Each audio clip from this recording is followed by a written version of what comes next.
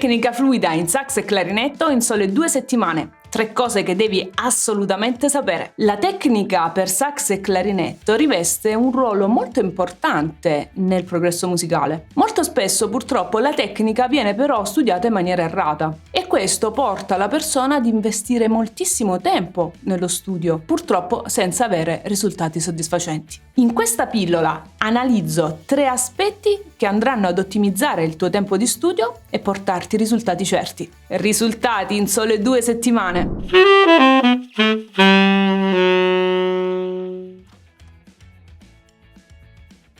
Ciao, sono Emanuela e sono clarinettista e sassofonista professionista. Mi occupo essenzialmente di didattica e di percorsi di coaching per musicisti. Insegno alle persone a suonare da zero, ma anche ad acquisire nuove abilità che permettono di suonare e improvvisare meglio. Resta sempre aggiornato sulle nuove uscite e i contenuti esclusivi iscrivendoti al canale. La tecnica è sempre un argomento delicato perché nella velocità bisogna avere sempre tanto controllo e purtroppo spesso gli studenti questo controllo lo perdono e quando succede che sbagliano riprendono l'esercizio da capo 150 volte senza risolvere il problema. Vediamo 3 aspetti che spesso nessuno prende in considerazione ma che secondo me fanno tanto la differenza. Aspetto numero 1. Giù le mani. Spesso facciamo dei movimenti troppo eccessivi con le dita, quindi meno controllo anche sulla precisione delle dita. Sarebbe quindi utile tenere le dita vicine alle chiavi ottimizzando il movimento. E tenere le dita vicine alle chiavi non significa essere molli con le dita, ma anzi ben tonici, con movimenti piccoli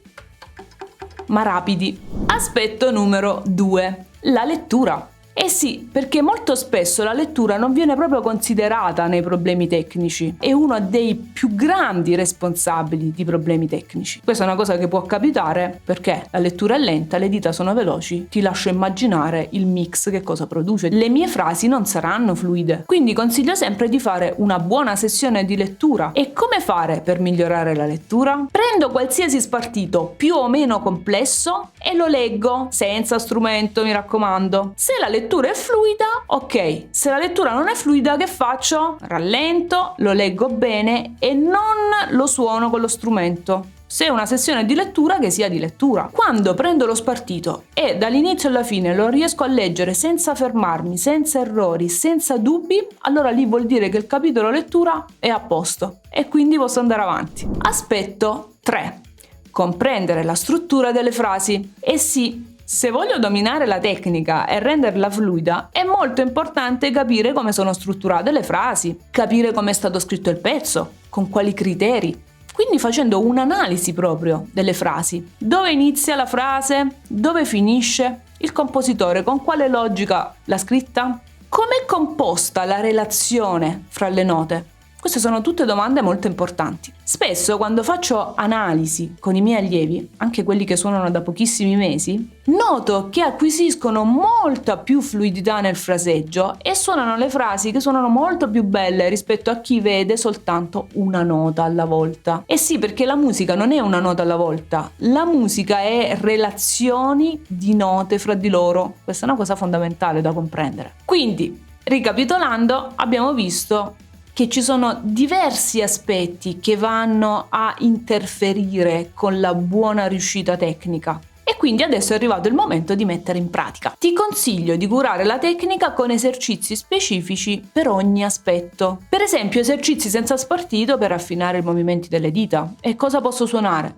C'è tanto a disposizione, ci sono le scale, ci sono gli arpeggi, ci sono gli esercizietti che ti inventi tu da solo. Per la tecnica invece ci sono dei veri e propri pilastri che sono per esempio i 25 esercizi di Closet, che sono degli esercizi giornalieri proprio per la tecnica. Ed un pezzettino te l'ho fatto sentire all'inizio di questo video. Vediamo per esempio un pezzettino di esercizio di Closet. Cosa devo fare? Senza strumento, lo leggo a tempo. Questo è un esercizio che è scritto in tempo tagliato, ma se sei all'inizio della tua carriera da sassofonista o clarinettista, lo puoi tranquillamente leggere in 4/4 e quindi al doppio del tempo, quindi leggi crome e non leggi semicrome. Lo andiamo a leggere tranquillamente. Do, mi, si, re, la, do, sol, si, fa, la, mi, sol, re, fa, sol, si e vado avanti. Capisco come è stato pensato l'esercizio.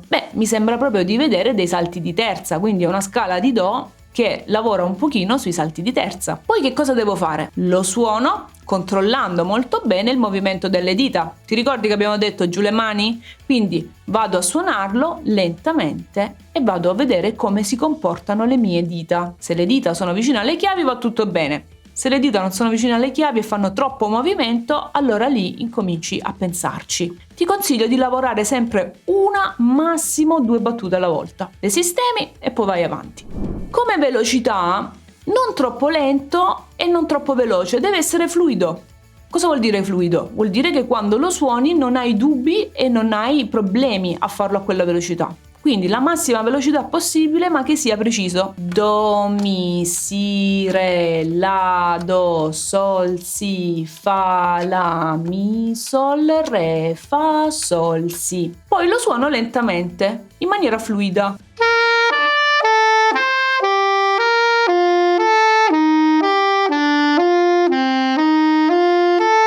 È abbastanza fluido, lo posso anche velocizzare un pochino.